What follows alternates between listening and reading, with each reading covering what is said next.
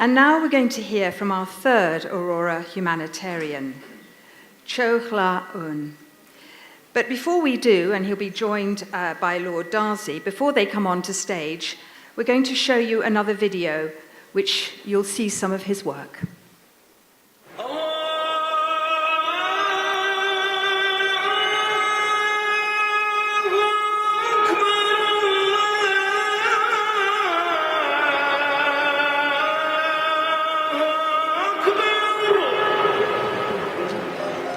Rohingya Muslims have lived in Rakhine State since 11th century. But since 1982, the government do not want to accept Rohingya people as an ethnic group. They don't issue citizenship to us. They say that we are illegal immigrants from Bangladesh. They try to call us Bengali, but we are not from Bangladesh. We doesn't want to give this land to Bangladesh. We want to live under this Burmese government under law and order. Rohingya people is one of the most persecuted minorities in the world. The Rakhine extremists attack us, but the authorities do not take any action. Our people are rejected to apply for the job, for education, and for healthcare. We cannot travel anywhere without permission. Now we cannot vote. So what is the law? Where is the law? Discrimination as we are Muslim. So I started to fight for the rights of my people. I am the only Rohingya lawyer in this area who can complain to the authorities and who can inform other countries. So the authorities are not fully satisfied with me. In total, I spent more than 10 years in prison. I am a lawyer, but now the law and order is not for us. Yeah, you can see there, very bad condition. For this 3 years, no job, nothing to eat. We formed a committee to purchase rice and distribute it to the very poor. I also started to provide education to our children and elderly people.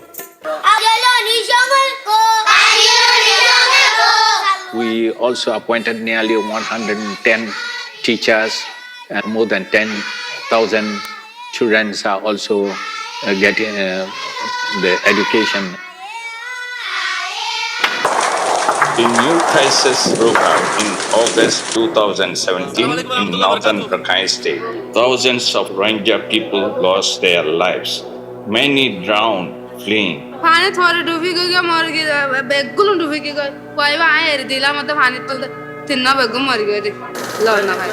It was the biggest exodus of Rohingya people from Myanmar. More than half of the population now live in refugee camps. The situation is still very tense. So many of our relations are also there, but we cannot go and see support to them, provide anything to them. Bit by bit they are doing such thing for genocide. I don't want to leave my land. I am encouraging my people to stay here. I have faith that one day we will achieve our rights.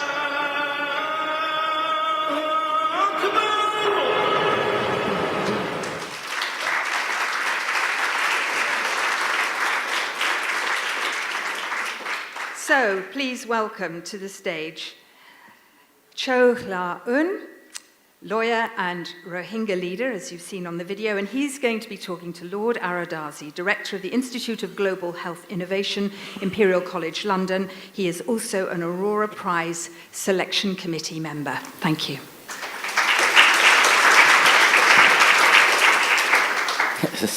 Mr. Aung, that was the most touching video I've seen for a long, long time. Yeah. Many congratulations, first of all, for being one of the finalists. We're very, very proud of that. You live in a region in the world that the whole global community is concerned about. We've seen many of these videos, and may I, as I've said to you before, declare an interest that I happen to sit on an advisory committee. So I have been in Rakhine certainly 3 times. Yes. And in recent times, it's been troubled me as well. So tell me a bit more about the story of Rakhine, the Muslims in Rakhine, not just the last 35. To give us a bit of history, context. We are living there since decades and decades. Our forefather are also from this Rakhine land. Yeah. At the time, first, we are called Rohingya. Then, Nguyen took the power in 1962. Then he is, bit by bit, he is also kicking out all the Rohingya Muslims from the job. And in 1978, there was a Nagami operation, and during this period, in 1978, nearly 300 or 400,000 Rohingya peoples fled to Bangladesh. So then, when the UN also asked the Myanmar government, General Nguyen, he again made a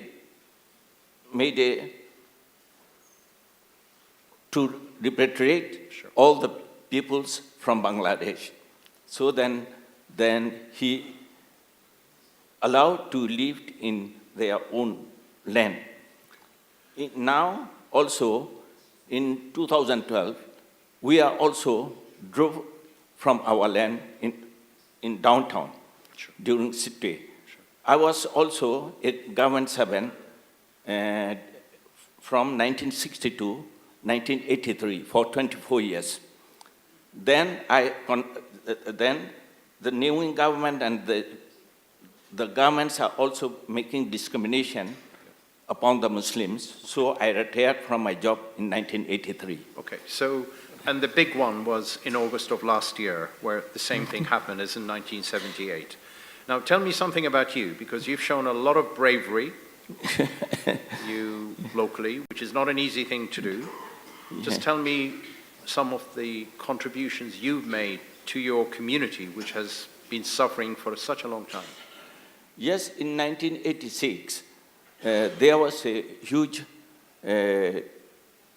confiscation of the land, confiscating of the land by the government from Rohingya people. Do you mean their houses and their schools, yes, their community? To destroy all these, so they ordered to destroy all the schools, mosques, and their houses, and to evacuate this land.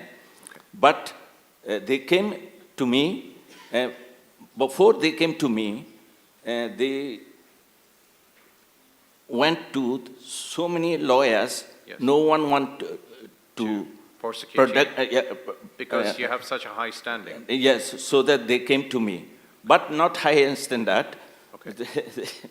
So they came to me, and I am also suffering from them because it is a big village. Yes. Nearly 500 houses were there, okay. And also so many plugging land there, paddy land. Okay. So they are very sad of this. So they asked me to apply to General Nguyen. At that time, General Nguyen was the president of the Myanmar Socialist Party. Sure, sure. So then I wrote an application to General Nguyen. I went. It is very long history, but I am summarized this one. Sure. So I submit some application to state government, and also I took some to Yangon to submit all these application. After my return to Yangon, from Yangon, so the state government arrested me, and with me another 10 farmers elders were also arrested. We are all together 11. So we faced this case for 2 years, pending, also trialing in the court. Okay. In 1988, the whole country was demonstrated by the public. So at the time, the prison was broken. Right. I was in the cell room, so I cannot go out. So our... You wouldn't escape, no? No, I cannot escape, but the Bar Association made a committee and came to the prison, and they released me. Okay. And at the time, I was very sick. So then, after a few days, General Samong took the power of the government. First, there is no government. So this bar association is controlling the town. So, and after General Samong coped the power, he ordered to form political parties. So we formed a political party named National Democratic Party for Human Rights. Sure. So after forming this political party, I went to Sittwe and Rakhine State. I organized town by town to our Rohingya people to vote our yes, to vote our party. You wanted to get into the Rakhine Parliament. I've been to the Rakhine Parliament, and the first No. At that time, not the Rakhine Parliament is not separated, okay. but the national parliament. Okay. So then I stand for parliament member. All right. From Sittwe, yes. number 1 position. Then the Western commander was General Myati. Sure. So he investigated that who can win this election. Yeah. Then he ordered again to arrest me. Okay. So you didn't get into parliament? I cannot. Okay. All right. So okay. my case was sent to the court martial. Yeah. Court martial ordered me for 14 years. Court martial ordered you in prison for 14 years? Within 1 hour, they ordered me for 14 years imprisonment. As a civilian? Yeah. Okay. All right. Okay, well, you've been unbelievably brave, and your community has suffered a lot of persecution based on race and religion. Yeah. We've seen what we've seen since August of last year. Say you happen to be one of the 3 winners here. What could you do? What do you think the world should be doing? What do you think the government should be doing in terms of changing this around, reconciliation? What's your thoughts on that? Do you think there is a hope in this for you and your So community? many ambassadors and also journalists also visit me. Yes. After this 2012. Yes. Also, I was arrested in 2012 again. Yes. When this conflict was going on, this radical Yakai also set fire village by village. Sure. And at last, they came to our village to set fire. But our village is only 46 houses, they are Rohingya Muslims houses, and also surrounding are all the Yakai. So they doesn't want to set fire because it can be also, Pictures. It will be big for the Yakai. Yep. So destroy our houses and our mosque. My library was totally destroyed, and also my books were thrown out of the houses, and house was also totally destroyed. So, and on that day, the police arrest me and send me to the prison. So, at that time, I was the administrator of Medicine Sans Frontier Holland. Okay. I worked for Medicine Sans Frontier Holland since 1998 to 2012, 14 years. Then so after my arrest, our country manager, Mr. Peter Paul, he was a dash in Yangon, so they went to Naypyidaw to apply for me, to release me.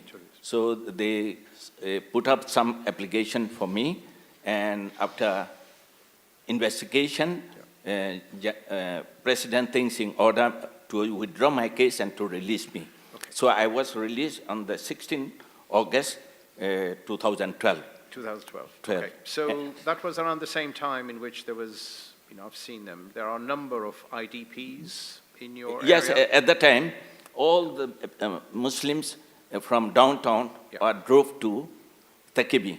You visit there, Takebi and other camps there. Yeah. But I was at that time in prison, so I didn't know. I didn't know where my family were.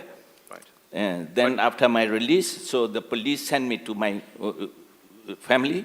Then I come to know that my family were there. Okay. So in 2017, when the most recent, many of your community left and walked and survived. Some 800,000 people, as the figure is said. They're all in Bangladesh now. What do you think you could do in helping them come back? Yes, also some Do you think they'll come ambassadors and also they came to me, but we cannot visit Mongdo. Yeah. We cannot go from this Sitwe to other township. Yeah. But I am taking some message from online from Mongdo and Butidong. So they are trying to relocate again there. But the government and the UN is also not agree yet. Yesterday I saw on Facebook that there is an agreement also done by UN and UNDP Yes. Does that encourage you that an agreement has happened between the government and the UNHCR and UNDP? Is that an encouragement, do you think? Yes, but I didn't think that the government will accept these people. They try to kick out all the Muslims from the land. Yeah. Always they are breaking their promise. Okay. So Kofi Annan, who you met? Yes, I met United 4 Nations. times, yes. He made 88 recommendations. Yes. Do you think some of these are happening? Not yet. Not yet.